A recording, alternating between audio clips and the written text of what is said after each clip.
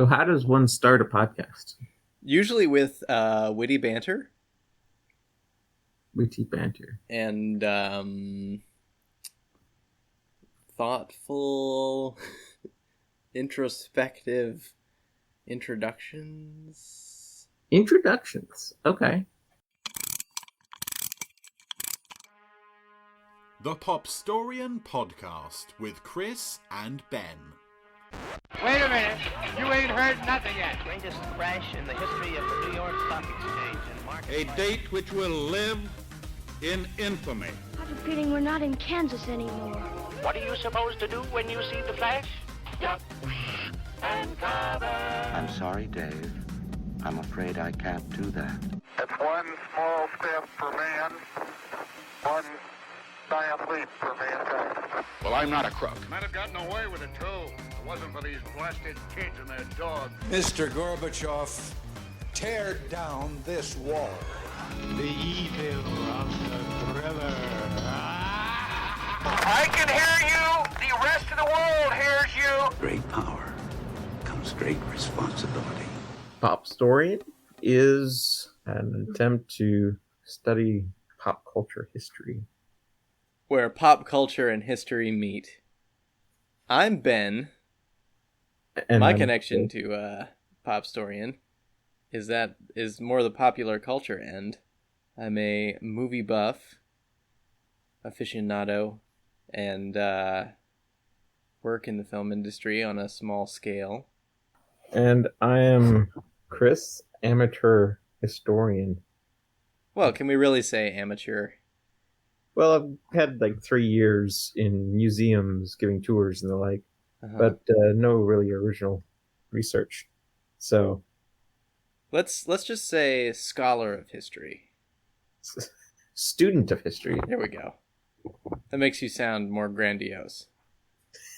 Student or scholar? Scholar, but student works too. Like student of history. Student of history. And student of history implies that you're also like learning from history too. Yeah. I feel. And which I think is something we all should do. Yeah, exactly. So, Chris, the student of history, Ben, the movie buff. This is the Popstorian podcast. Why did we decide to do a podcast? Why did we decide to do a podcast? Because we've been trying to work out some original content for Popstorian for about 3 years. It has been 3 years. Good heavens.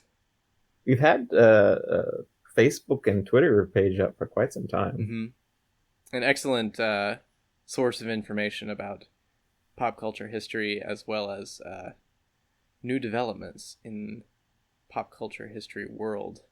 We try anyway. Yes, you do an excellent job. So this particular episode marks the debut of a series we want to do called Westerns by the Decade. And it's an attempt to examine the history of the American Western in the cinema.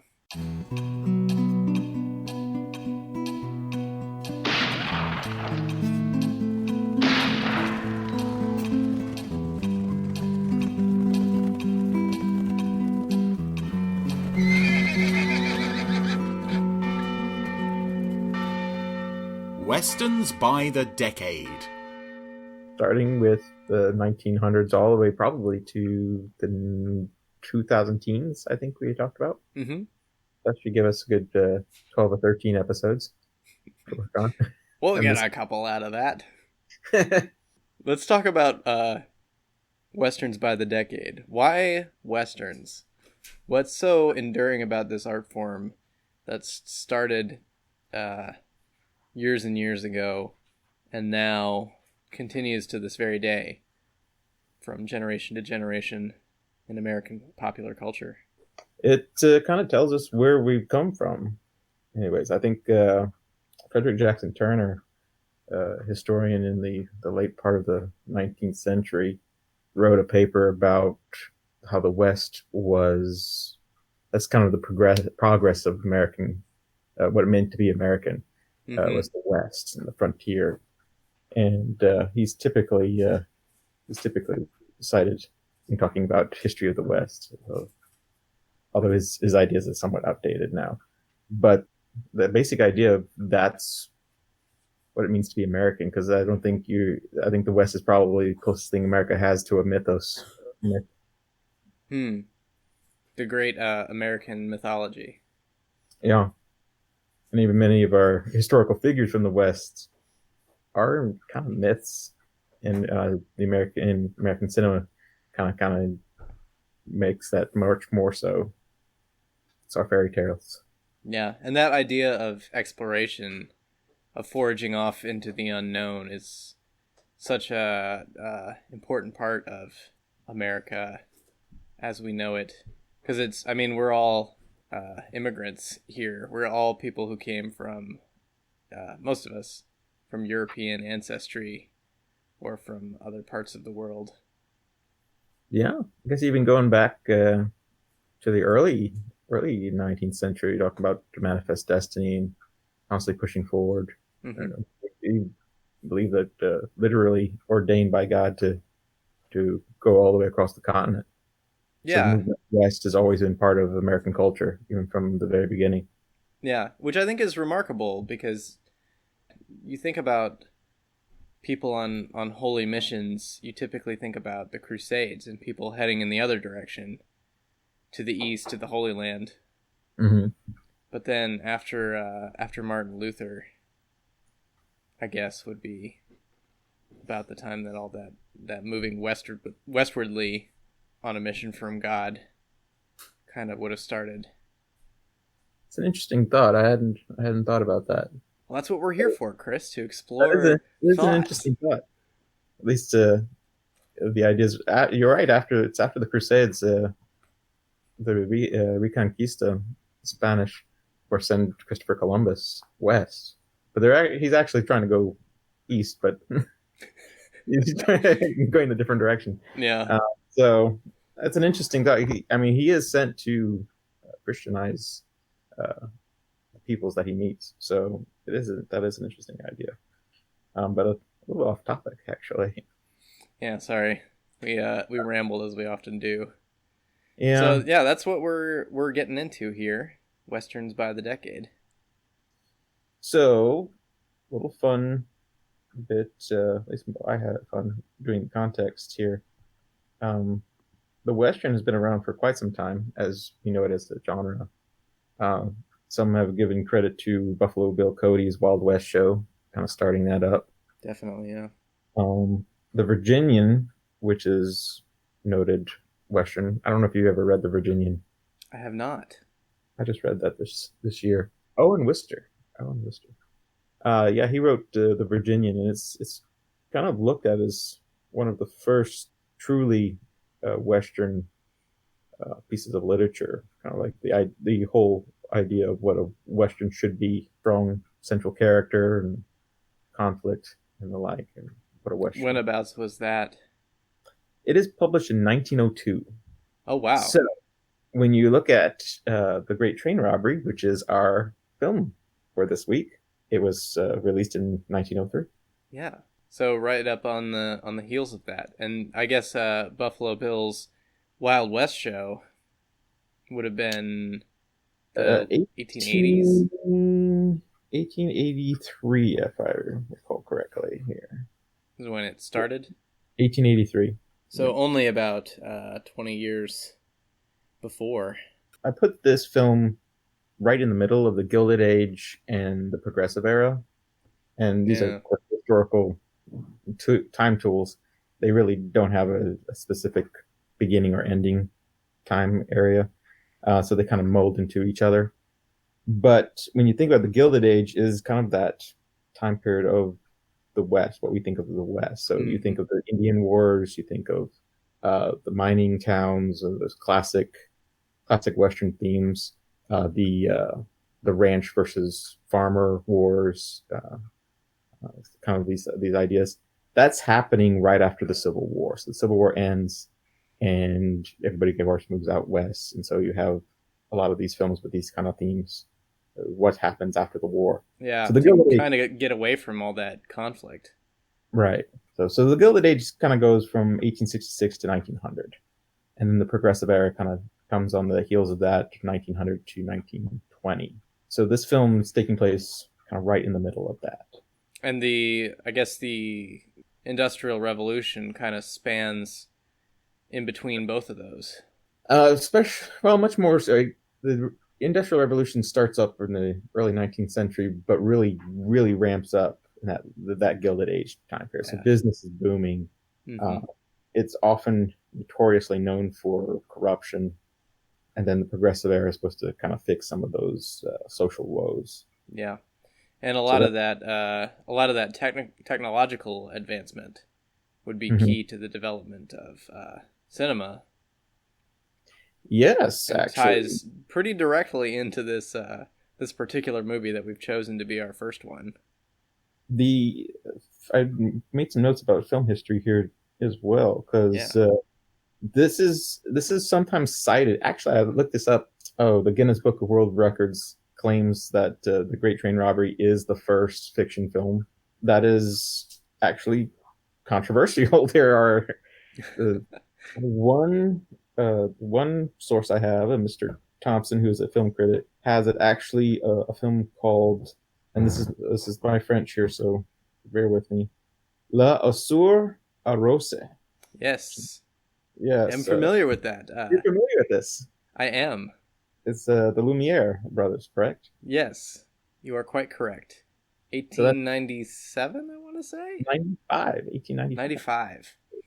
Yeah, it's actually a pun in French. Yeah. I forget what it means. I think something to the effect of a surprise for the gardener. Yeah, I think you're correct. I looked it up and I did not write it down, so I'm sorry. Did you get to watch it? I haven't watched it actually. No, I read about it, but I didn't actually sit down and watch it. It's rather short, of course, from 1895. Most of the films from the very, very beginnings of cinema were short. It consists of a gardener watering his garden, and a small mischievous boy comes up behind him and steps on the garden hose, causing the flow of the water to cease. And the gardener, wondering what has happened, looks down the nozzle of the garden hose, and at which point the boy removes his foot from the garden hose, causing the flow of water to resume into the face of the ill-fated gardener. And there you have it. A presumably fictional scenario. It was supposed to be set up. It was not organic, as they say. The Lumiere which most early films were just observational. Yeah, because the Lumieres have made this camera apparently, and then they sent cameramen all over the world to film oddities. So apparently this was one of those things, and many think that was actually completely set up. Yeah, the Lumieres were one of the early competitors with Edison for making movies or flickers or motion pictures, whatever you want to call them, whatever term. There was a lot of terms being bandied about in the early days. Each producer had their own terminology for what they were doing, and it wasn't standardized by any means. They were a large competitor with what Edison was doing and trying to beat him at every turn in terms of making better content, making it more accessible to the public, selling more, making more money. They were very competitive in that way. Was it head-to-head, or was it just like, oh, he's doing this thing, I'm going to do this? Yeah, I think the competition, even though their films would have been screened in some of the same markets, I would imagine, I think the competition was more of a technological comparable to the space race in a sense, where they were creating different things and trying to outdo each other. So they would have been very aware of what the other one was doing in terms of spectacle and the types of films that they were creating. They were both majorly trying to push boundaries. And then around the same time, you have Georges Méliès, a magician from France. I was actually just going to bring him up here. It's interesting. His film comes out before the Great Train It Robbery. does. His most famous work, A Trip to the Moon, comes out in 1902. Mm-hmm. And he's made some other spectacular movies around the same time period. Most notably, I think, is called The Man with the Rubber Head, which involves a lot of trick photography. Méliès discovers trick photography and special effects by accident.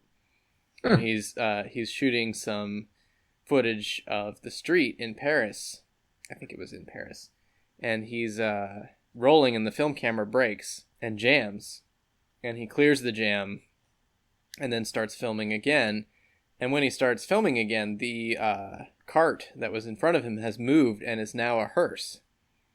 And when he screens the film back, the cart turns into a hearse in a flash of, from one frame to another. So is he considered like the father of special effects then? Definitely, yeah.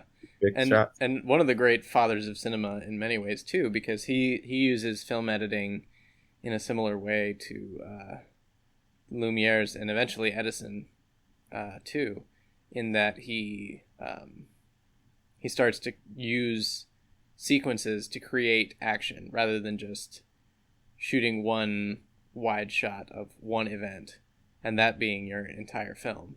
He starts to splice together multiple pieces to create an effect. So have you seen A Trip to the Moon? I've seen parts of it. Of course, I've seen Hugo, right, which shows several clips of that film, if not the whole film, actually. Yeah, it's quite short. I think it's shorter than the Great Train Robbery, because the Great Train Robbery was noted for its length at the time. And then it's only about 12 minutes long. It's about 12 minutes long, yeah. So things are happening by the time the Great Train Robbery comes out. Photography has progressed to film. Celluloid is already the standard material used to make films. Movies are still mostly screened in Nickelodeons, machines basically that you would pay a nickel and you get to go in and watch a movie. Quite a bit of Edison's income right there. Mm-hmm. Edison is huge in the development of the Nickelodeon. Mr. Edwin S. Porter is the director of The Great Train Robbery. Correct. And from what I've read about him, he seemed kind of like this pioneer kind of a filmmaker as well, but you don't really hear as much about him. No, his name doesn't get thrown around a lot. He's mainly remembered for The Great Train Robbery. It's considered to be his greatest achievement. Obviously, quite a talented figure, and one of many, many figures surrounding Edison to get kind of absorbed into the massive image that was Edison. That is true. That's true.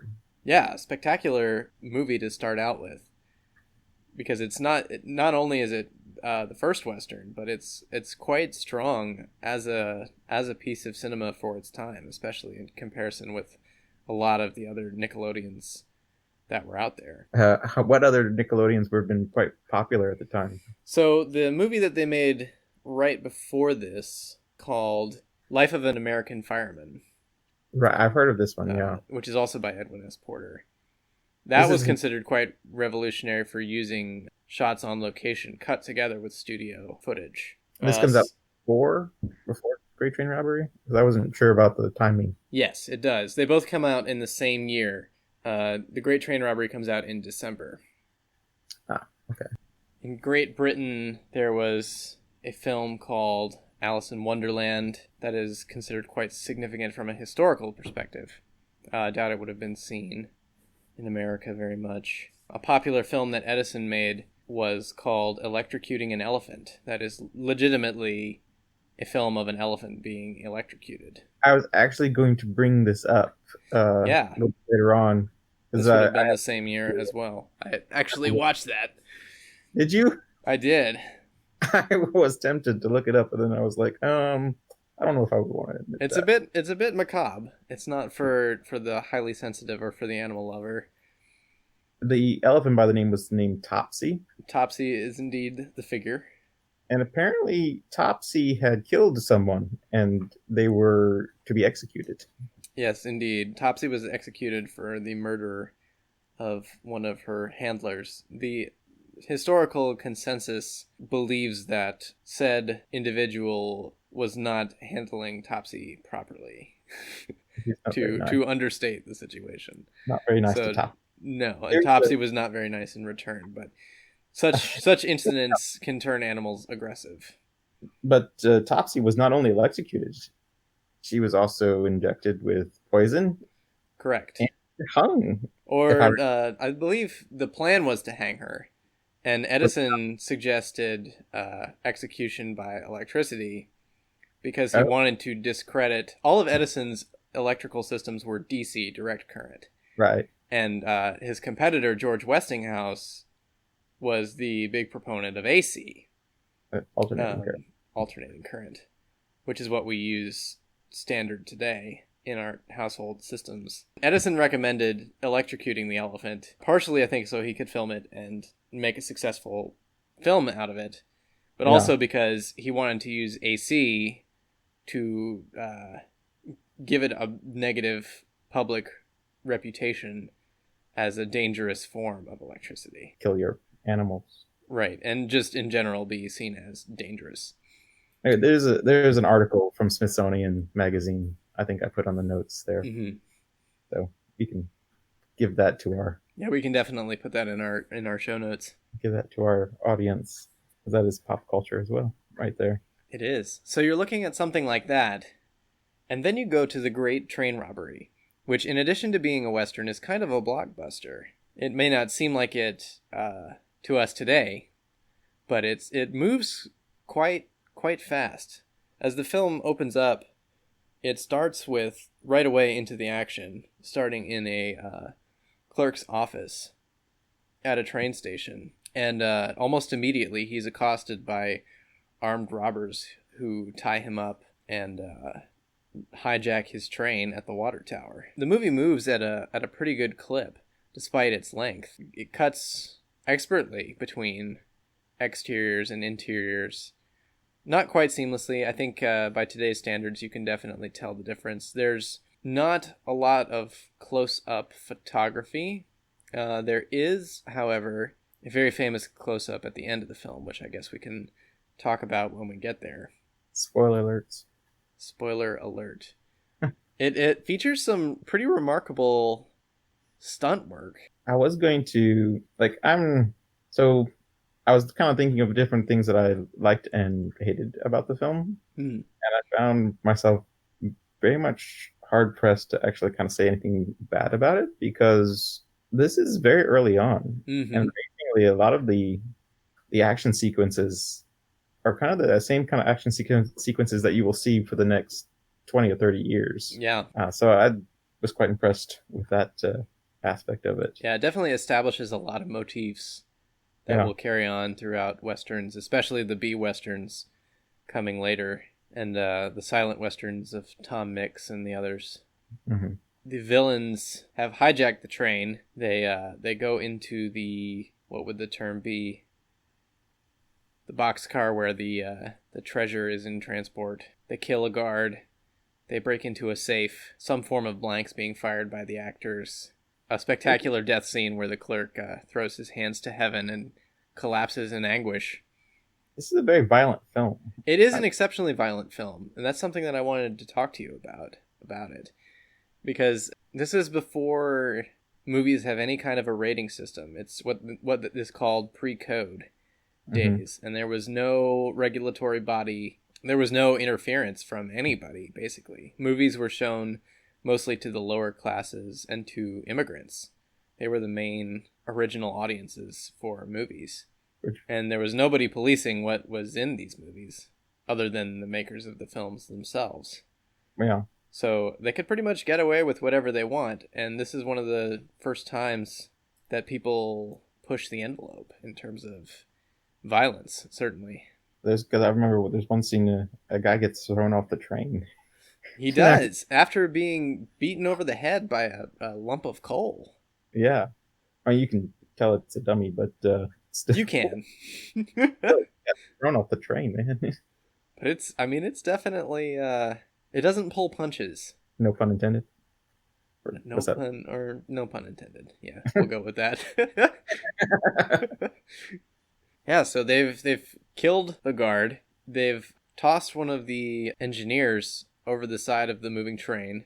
Then they bring the train to a halt and rob all the passengers, which is also a remarkable scene because there's a lot of passengers on the train.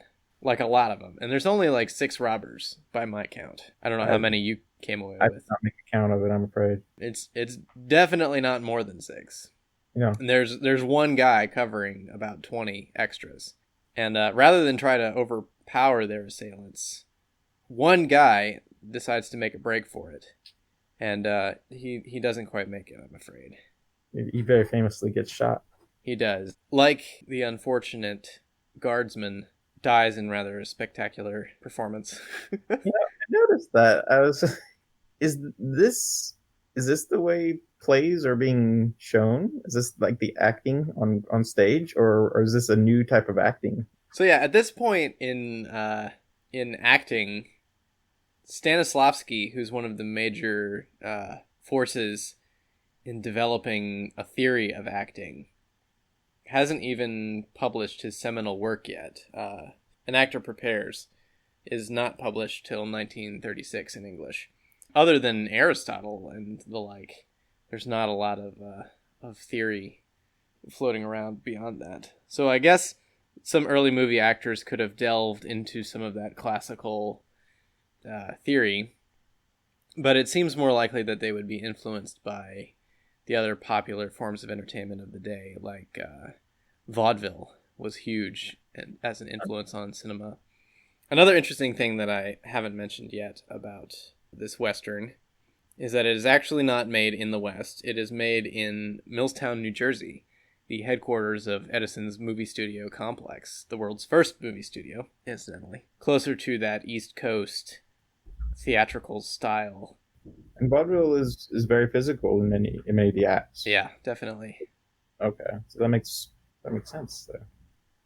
Yeah, and I think the idea of stage acting still today, to this day, is more theatrical, if you will.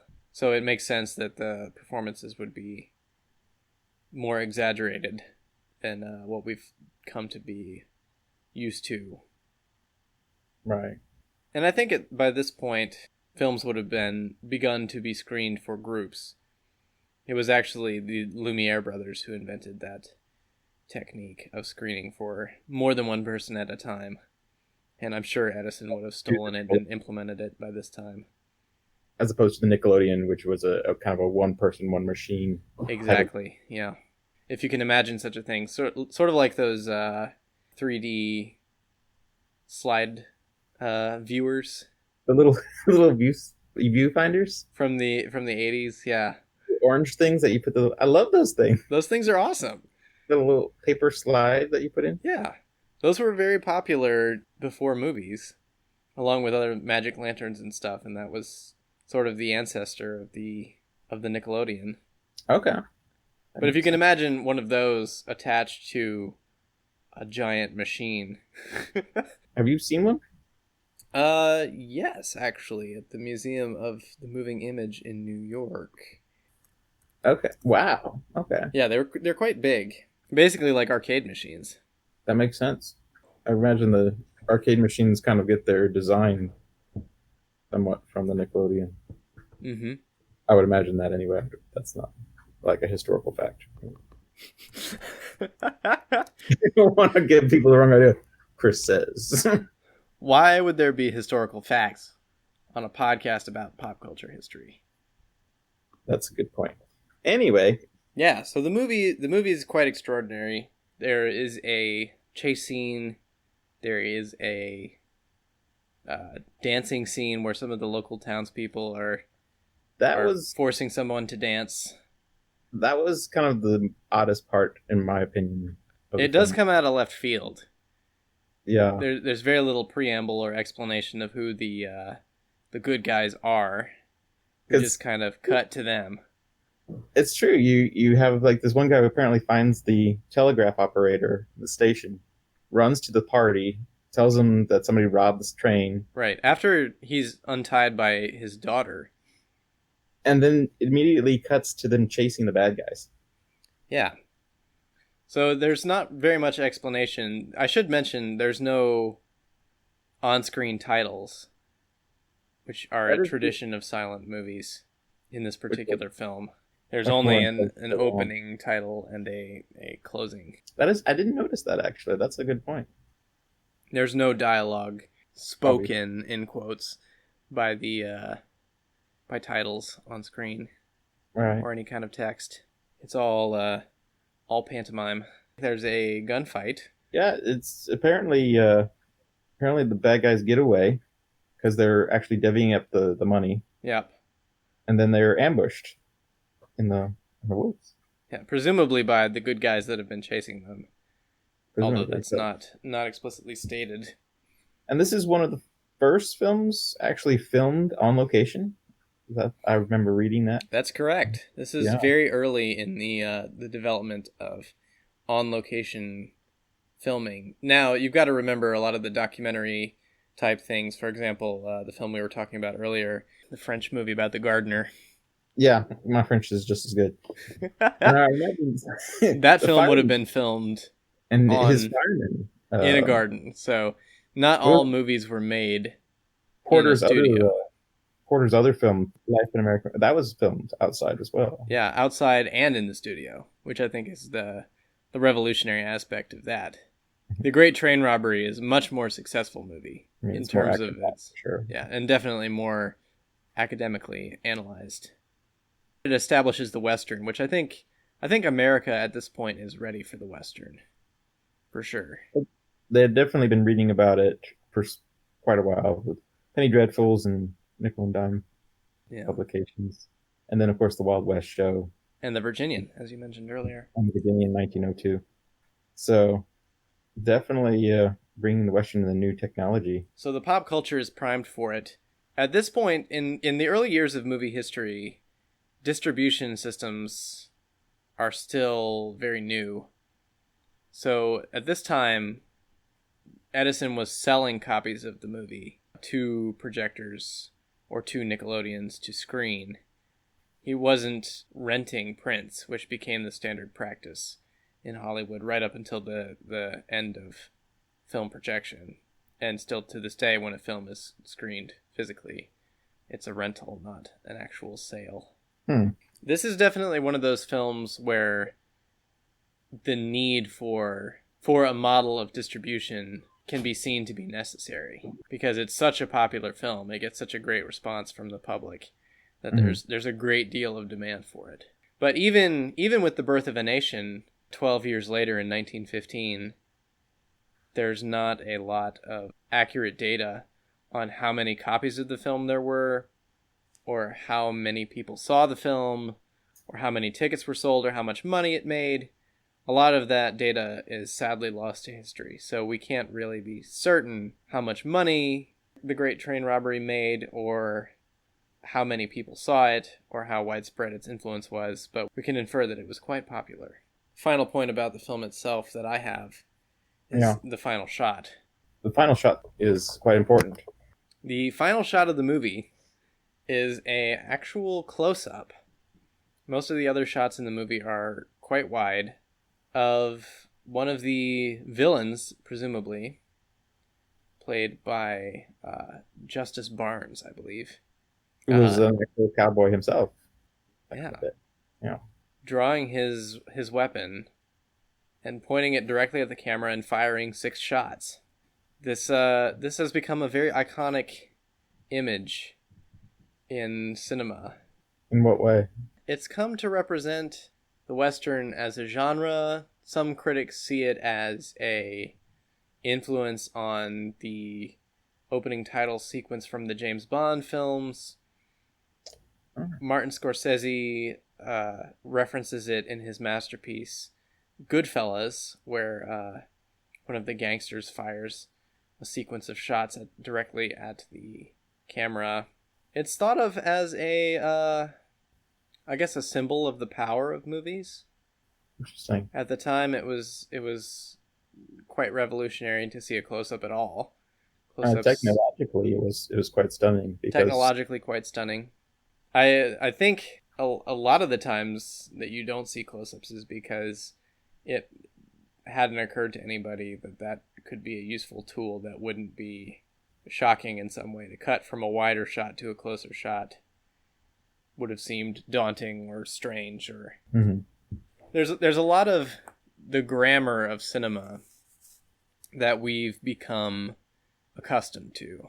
Cutting from a wide shot to a close-up is something that we've come to expect. It was strange for me. I grew up watching like westerns of the 40s and the 60s and these later films, and it was kind of weird going back and seeing. I mean, it's 12 minutes long, so it's only so much you can fit in it. But it definitely didn't. It didn't watch like a normal western. So I noticed that also from, you said, the grammar of cinema. Mm-hmm. You mean it doesn't watch in terms of the pace, or what is the differences that you like? There's not a lot of connection portions. Like we were talking about the dance, and then you're facing the bad guys. There's no explanation of like how did they find the bad guys? Where did they get their horses? Right. Not a lot of transitional material. Yeah, so it's just it's the bare bones. Yeah, but in some ways there's almost too much transitional material in other places, like where the girl's waking up the clerk, like his presumably her father. Yeah. In the telegraph office, yeah. Or the scene at the water tower takes quite a long time to play out, and there's really nothing happening there except the bad guys get on the train when the train stops. Right. Like it could have been just a couple seconds long, but it takes a lot longer than that. Yeah, so I guess they're experimenting with different lengths, trying to move the story along. Yeah. That's interesting. Yeah, and it's interesting that you, from your point of view, you latched onto some of the differences to later westerns. I kind of latched onto all the similarities, just in terms of like the form of the chase and the outlaws and the robbery and costumes, and I mean, yeah, like you said, they were out in the East. The costumes are very much what you would expect from a later western. They don't change. They don't change for another 20 years, and not all that far removed from the actual days of the West themselves. You're right. In that primary period, quite a few people would still be alive. I mentioned the actor who is in the last close-up. He was a cowboy, and a lot of these extras would have been around that time period as well. Speaking of time periods, so things that are going on in the decade of 1900 to 1909, which is our first decade. This film was made in 1903 or released in 1903. The presidents of the United States at the time was President McKinley, who was shot in 1901, and then Teddy Roosevelt takes over until 1908, and to finish the decade off would be President Taft. There are 76,212,168 people, or residents, according to the 1900 census. 45 states in the Union. Which would have been an early census, right? The 1900 the census actually is in the Constitution, so they've been collecting census information way back. Really? Yeah. I didn't know that. I thought it was more recent. No, that was established for representation. But 1900 is one of the first times where they can actually calculate. They can actually calculate the numbers in like less than a couple of years. So because that's why it was 10 years every 10 years, because they needed all that time to calculate. So anyway, so over 76 million people or residents in the United States. Popular music of the day: Scott Joplin publishes The Entertainer in 1902. The Philippines War officially ended in 1902. So the Philippine War kind of comes out of the Spanish-American War, which starts in 1898. And is that how the Philippines and the United States become initially connected? Yeah. So the Philippines have been a Spanish colony since, of course, very famous Spanish Empire, and during the Spanish-American War, that becomes an American possession. But the Filipinos want their independence, and the Americans are like, well, you're not ready yet. So there's like a war in the Philippines that is really quite brutal on both sides. I had one college professor tell me it was kind of America's first Vietnam as far as controversy goes, and kind of that brutality, that level of brutality that you see when you associate with that conflict. Not talked about a whole lot. Not talked about at all, really. It's not one of the great shining moments as far as foreign affairs. And who was president when that started? When the war with Spain starts, that's McKinley. Okay. When the war in the Philippines ends, that's Roosevelt. Gotcha. It ends at Roosevelt's presidency. Orville and Wilbur Wright have their first controlled, powered, sustained, heavier than air airplane at Kitty Hawk. Yes, they do. That's December 17th, 1903. So you said this film was released in December. In December, so it would have been in the same month. Same month. So is it older or younger than manned aircraft? I would say the film is older because they would have had to have filmed it. So this film was older than manned aircraft. Before. Yes, it is. Just think about that for a moment. It's pretty staggering, the history of flight and how quickly we've become accustomed to the idea of getting into a machine and traveling somewhere in it through the air. And that is true. Also interesting, the technology being developed in the early 20th century, of entertainment and in travel. Yeah. And of course, Henry Ford's company is incorporated in 1903. Begins production of the Model T in 1908, which the Model T was America's most popular automobile. Something Edison didn't really get into that much. Which is interesting. He's not really known for his efforts in the automobile world. I'm sure there were some, but they're not as well known. But also in 1903, the first automobile trip across the United States from San Francisco to New York. Oh, yeah. Completed by Horatio Nelson Jackson and Sewell K. Crocker. I'm pretty sure there's a movie about that. That deserves a movie right there. The news, www.history.com also had an article on that in our notes anyway. The first teddy bear introduced to the United States in 1903. The teddy bear wouldn't be related to Teddy Roosevelt at all, would it? It might, yes. According to the story, Teddy Roosevelt was hunting. If I recall, this supposed to be the story goes is that Teddy Roosevelt was out hunting. He's he's an outdoorsy kind of a guy, likes the outdoors, likes to hunt. Yes. And apparently his guides pull out this bear on a rope and kind of like tie him up or leave him out there. He's kind of apparently an old bear. And Teddy Roosevelt refuses to shoot him. It's not sporting enough. And of course the media get a hold of it and they start calling these little bears the teddy bear. And so they make him a toy, producing a little stuffed bear and calling him Teddy. That's awesome. So while Edison is electrocuting elephants, Teddy is sparing the bears. Sparing the bear.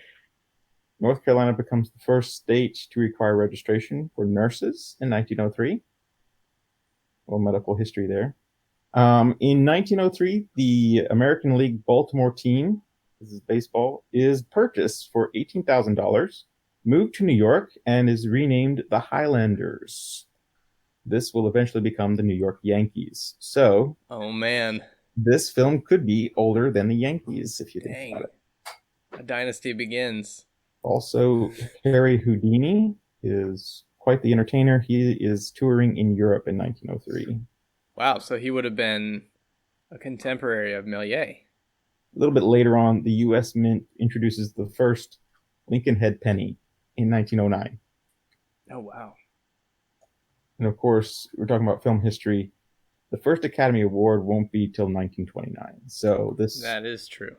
There is no awards for early film either. So that's what's going on in our first decade and our first Western. In the American world at large. Do you think Teddy Roosevelt's kind of rough and ready persona played a lot into the early popularity of the Western? You think that you see a connection between? Yeah, that is a good thought, because Teddy Roosevelt did go out west in that Gilded Age. He was a New Yorker by birth, and after his first wife passes away, he moves to I think South Dakota, where he has a big old ranch out there, and he holds a lot of different. I think he was a bounty hunter, or like he like would refer to himself kind of in that kind of same mold. He was a hunter. He really liked the West a lot, and he kind of puts that out there when he's president. He's actually one of the first modern presidents in terms of media usage. He's, I think, the first president to actually have a press corps come into the White House. Oh, wow. And he gives like these news updates, type thing. Mm-hmm. So he definitely uses his image to his advantage as president. So definitely a guy who's media savvy. Yeah. In terms of the new media that was happening then, but also very aware of America's mythology. Yeah. So all of that kind of plays a part into what's going on in the movies. Yeah. Well, I think that kind of concludes what we have to talk about. Our last part of it, homework. we talked about having a third portion of the show called Homework. And because homework is oh so fun. Yeah. Talk about it being like a challenge or something like that, or just the reading suggestions. Yeah. I was thinking in terms of me challenging you, but actually listening to you talk has made me interested in a couple of points, particularly Thomas Edison himself. I'm shocked at my own ignorance in his life. I am too, at my own, not at yours. Thank you for clearing that up. And also, more specifically for me, I am challenged to learn more about the Lumiere brothers. Yeah. Because in my research for this podcast, I was very fascinated by them. They are kind of the founding fathers of cinema, up there with Edison and with Méliès and with the others who pioneered the art form. But I know very little about them. Yeah. So I definitely want to watch more of their films and learn about them more. Yeah, so did you come across any books about the Lumieres or about Edison in your research that I could browse? None that I can recommend at this point. Fair enough. Okay. For those of you listening at home, we would love to have your participation in this monkey circus that we call our podcast. You can send us an email at popstorian@gmail.com. We're also on Facebook and Twitter. Oh, yes. And you can find us at Popstorian on both those sites. So please give us a like on Facebook if you enjoy the show. Give us a follow on Twitter. Subscribe in your favorite podcatcher, whether that's Stitcher or iTunes or whatever you're using. Give us a review. Let everyone know if you like the show. And definitely drop us a note. We'd love to hear from you. And maybe feature some of your emails on the show. That would be cool. Also, if you're watching these movies along with us, we would love to hear what you think about them. If you have thoughts about the Great Train Robbery or about early 1900s American history, drop us your thoughts.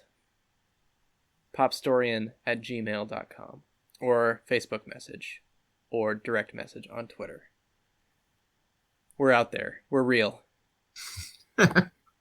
Thanks for listening to the Popstorian podcast. Be sure to subscribe. You can find us online at popstorian.com or on Facebook and Twitter. Tune in next time for more of the history of popular culture. Well, Chris, I think we completed our first episode. I think we did.